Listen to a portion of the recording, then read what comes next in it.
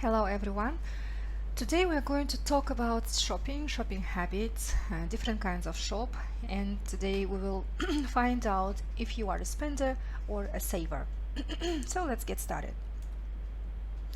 First of all, to know if you want to know you are a spender or a saver, you should do this quiz, this little questionnaire, and then if you get, for example, mostly A answers, you will be like this. If you get mostly B answers, this is your description of your personality or of the way how you deal with your money.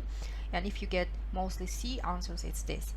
Okay, I have done this quiz myself and I'm mostly B, so that's why I can read it to you. Also, you understand how to manage your money. Sometimes you need to be a bit more organized. Try setting yourself a weekly or monthly budget and keep to it. You will then know how much money you have, what you spend it on, and how much you can save. But I can say about myself that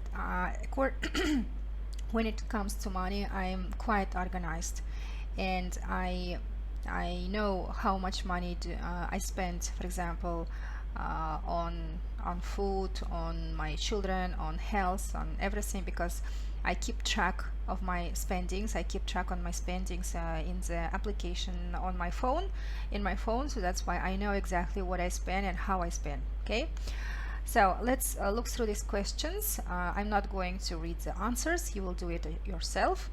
Only questions. So you go shopping and you see something very expensive that you really want, but you can't afford now. So what would you do? Okay, for example, I would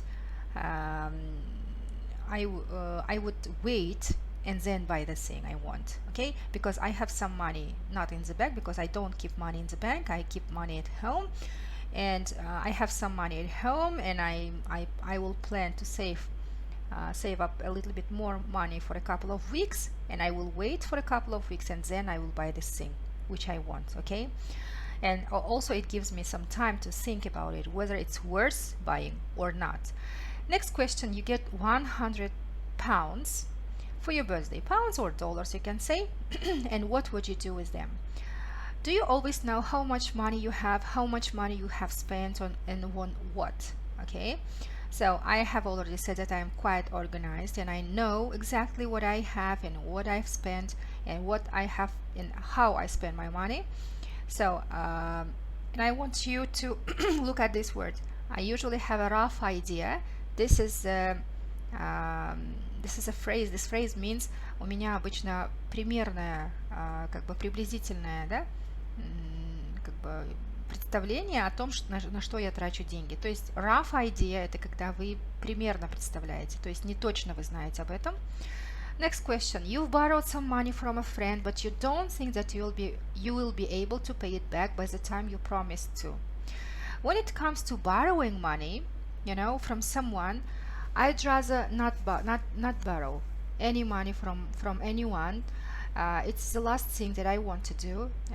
In fact, for example, I don't borrowing money, and also I don't lending money as well, but I lend usually to my friends, to my relatives. Sometimes it depends on the person, of course, if he is trustworthy, and if he always pays it back on time.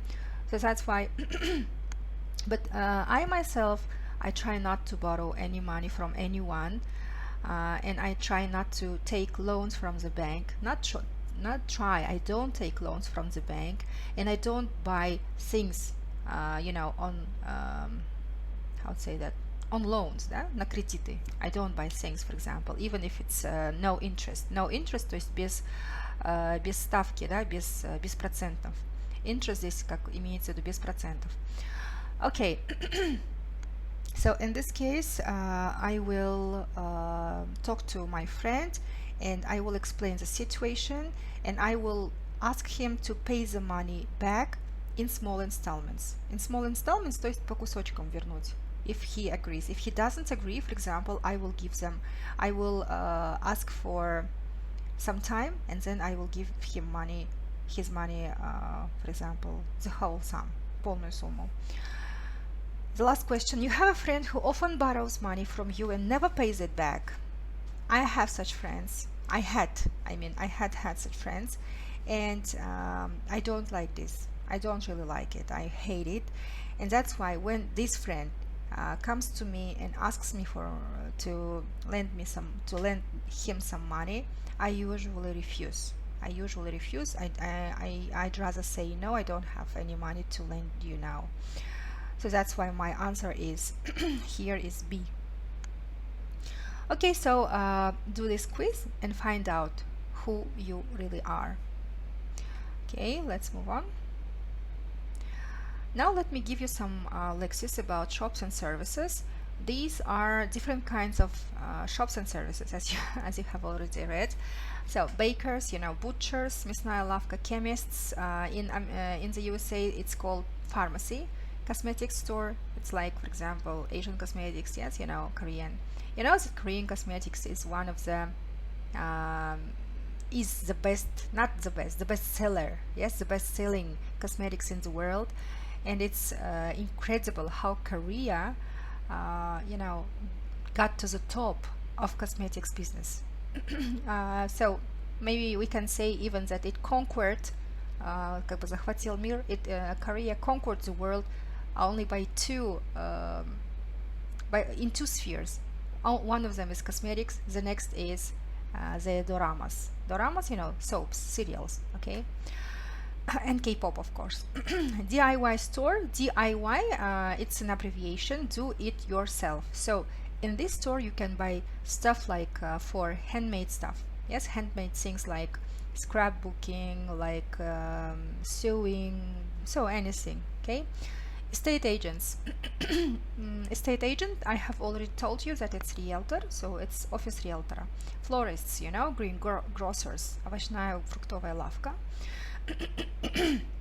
Hairdressers, jewelers, ювелирная, то есть где, where you can fix if something is broken, for example, if your earrings or something is broken, you can go there and fix it. Laundrette, it's прачечная, you can go there.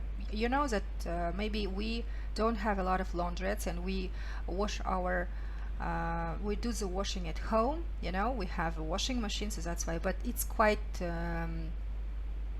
often, it's quite normal and common in the USA. They go to laundrettes and they wash their linen and their clothes there. Newsagents. Also, we don't have a lot of newsagents here, but for example, if you go to New York or if you go to London or maybe other European countries, you will definitely see them. Okay, they still sell their newspapers and magazines outside in the street. Opticians, post office, shoe shop, stationers, канцелярия. I think this is my favorite place to be, the stationers and bookstore. I really like some stuffs, very beautiful and cute stuffs, like I really like good pens and beautiful notebooks, so copybooks. Department store, it's kind of a store where you can buy anything, anything. You can buy clothes, you can buy electronics, you can buy all sorts of things. Okay, универсальный магазин. And market, bazaar. And also there are some words connected with buying something. When you go shopping, you will definitely how to say that, you will definitely come across these things. То есть встретите, эти вещи. Bargain, выгодная покупка, сделка. For example, if you see the jeans, for example, which costs 5,000 тенге, and it's really good, you can say, oh, it's bargain, I will buy it. Okay? То есть, когда что-то продается по очень выгодной цене, you can say it's bargain. Discount – это скидка, discount код – это как бы скидочный купон, либо скидочный код. Price tag – ценник, receipt – чек, silent, so that's why receipt – чек. Например, сохраните чек – это будет keep the receipt. Refund – возврат денег, компенсация. For example, if you bought something and then at home you didn't like it and you want to return it and you brought it back to the shop, and then you can get a refund. You can get a refund only if you kept the receipt. Okay? So sale, распродажа, special offer, акция. This exercise for you is to is to activate these words. You should complete the sentences with these words. And then also this is your speaking task, like a speaking task. You should answer this question: which of these shops is your favorite? Yes, and how often do you go there? Which one is your least favorite? Why don't you like going there? Okay. Next. And this is an exercise to practice your second conditional. Okay, and also this is the text about someone asked readers what they would do if they needed to save money. Что бы они сделали, если бы им нужно было копить деньги? And this is their ideas. Okay, I want you to first of all, you should make sentences using second conditionals. You should complete them, complete these gaps, and then you should tell me which of these ideas are more reasonable for you. Okay, are more reasonable and rational for you. Которые из них более рациональны, и, то есть, which of them do you agree with? And what would you do if you needed to save money? И что бы вы делали, чтобы, когда вам пришлось бы, то есть, когда вам нужно было бы копить деньги? And also this exercise for you to practice and to learn these words, these verbs that I have given you on the previous lesson, like charge, cost, save up, afford, borrow, lend, and so on. Okay, and this on this lesson you will have a writing task.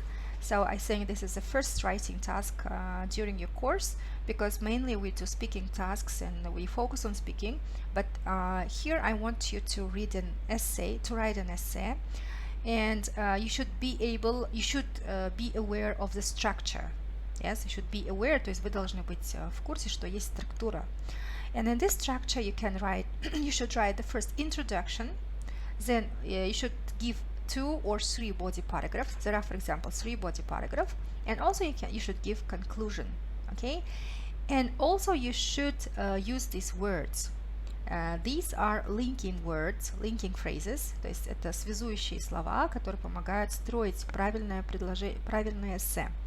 Например, во-первых, at first of all, во-вторых, с другой стороны, on the other hand, более того, furthermore, as I see it, это как по-моему, то есть с моей точки зрения, finally, в конце концов, to sum up, это подводя итоги, либо overall, это в общем. So, let me read it, okay, let me read it to you, and then I will explain some words here. If I had 1 million euro, it would be easy to find 3 good ways to use the money. It would be a great way to help people who deserve it. То есть ваше эссе будет именно начинаться, если бы у меня было 1 000 000 евро, либо $1 000 000. И что бы вы сделали? Да? Здесь человек говорит, it would be easy, было бы легко найти 3 пути, чтобы использовать эти деньги. It would be a great way, это был бы великолепный способ, лучший способ помочь людям, которые этого заслуживают. Deserve – это заслуживать. First of all, I would donate half of the money to the children's hospital in my town.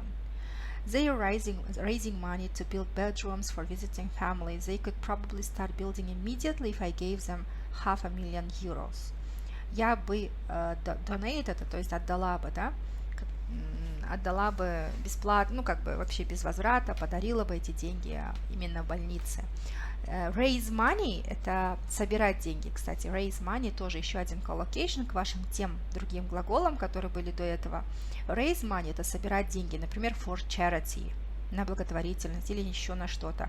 Или, например, for building a mosque, да, на строительство мечети и так далее. Next.